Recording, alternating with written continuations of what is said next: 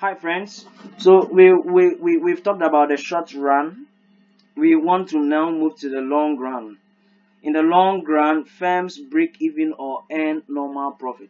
That is for a perfect competitive firm. In the short run, you can make losses, you can make normal profit, you can make supernormal profit. But for the long run, all the firms start making normal profit. This is because of the assumption of free entry and free exit. In the long run, if a firm is making supernormal profit, there will be so many firms will come into the market to also try and make profit. So there will be so much product produced. And if there is surplus, price will come down. When price comes down, it means your profit will be coming down. So your profit will come down to the point where you start making normal profit. That is why in the long run, a firm does not make supernormal profit, it just makes normal profit. Firms that are losing in the short run would have to restructure. If you are in the short run and you are making losses, you have to restructure. Or you have to join a different industry. In the worst case, you have to shut down. If you do all this and you are still making losses in the long run, then such a firm must shut down. So let's look at a point called the break-even point. The break-even point, this is our marginal cost. Marginal cost, a point where marginal cost is equal to the marginal revenue is the equilibrium point.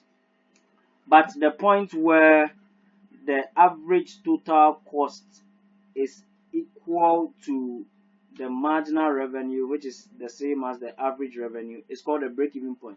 At this point, the firm is not making profit, it's not making losses, it's making normal profit.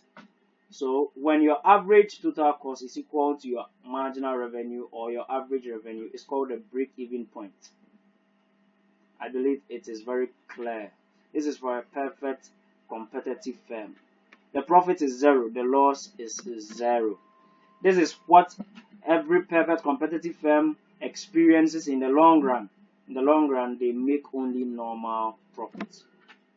So this is also another diagram that shows the break-even point. Yes, the average variable cost might fall below the price, but at this point, the price is equal to the average total cost. And remember, price is the same as average revenue. Average revenue is what you receive, the money you receive when you sell one product. And average total cost is the money the cost you incur in producing one product. So at this point, there is a break-even. This is the point, the break-even point. Now let me ask you this question: if this firm is receiving a price of $10 and is selling a quantity of 300, what is its total revenue? Do you remember how to calculate total revenue? Try, just go back to the slides and check. Total revenue is price times quantity. So the total revenue the firm is receiving is 300 times 10, which is 3,000. Alright, so let's quickly look at the advantages of a perfect competitive market or perfect competition. The first is that price in perfect competition is always lower, but quantity higher than other market structures. Because there is strong competition, price is lower. If you increase your price, no one will buy your commodity. So it's an advantage. The second is that perfect competition presents optimum allocation of resources. People use the resources so well so that they can produce enough. And demand and supply conditions decide what is to be produced. What is to be produced is not decided by the producer. It is decided by the forces of demand and supply. Because of that, consumers are supreme. The consumer is supreme because the producer would have to produce what the consumer wants to buy. So consumers are supreme in a perfect competitive market. They decide what to produce and what quantity to produce. It favors consumers. The last is that perfect competitive markets offer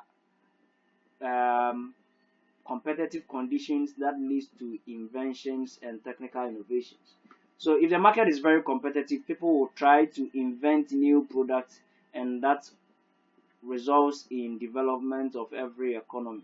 So perfect competition is very good. Assuming you are in competition with someone, you by all means be innovative so that you win the market. So that results in inventions and innovations which wouldn't have been. Does it have disadvantages? It has, yes. What are the disadvantages of a perfect competitive market? The first is, in certain areas of production, competition may lead to wastage. Sometimes when there is competition, we just produce, there is duplication. We produce the same thing and we waste resources, though just one person can produce. Like electricity. Assuming in Ghana, there are so many companies producing electricity, we will just be wasting resources. This company will stage its electric pole here, another company a different electric pole, and we'll be wasting our timber. So that is one disadvantage of perfect competition. The second is that where the market is small or fragmented, no firm can expand to enjoy economies of scale. We've talked about economies of scale, the cost savings advantages a firm enjoys as it expands. But now, in a perfect competition, all the firms are very small. So, and because in the long run, you cannot earn supernormal profit, firms cannot really expand. And because of that, they cannot enjoy economies of scale.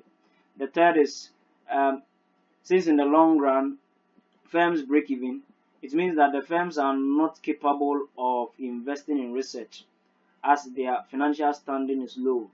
So for perfect competitive firms, because they don't make so much profit, they might not be able to invest some money in research. The fourth is perfect competition does not exist in the real world. In the real world, there is nothing like perfect competition. There is nothing like a commodity that is homogeneous, a commodity that does not have different varieties. There's nothing like that. And lastly, if a perfect competition exists, there wouldn't be public goods that can be used by everyone. No one will produce such goods like police, military, roads.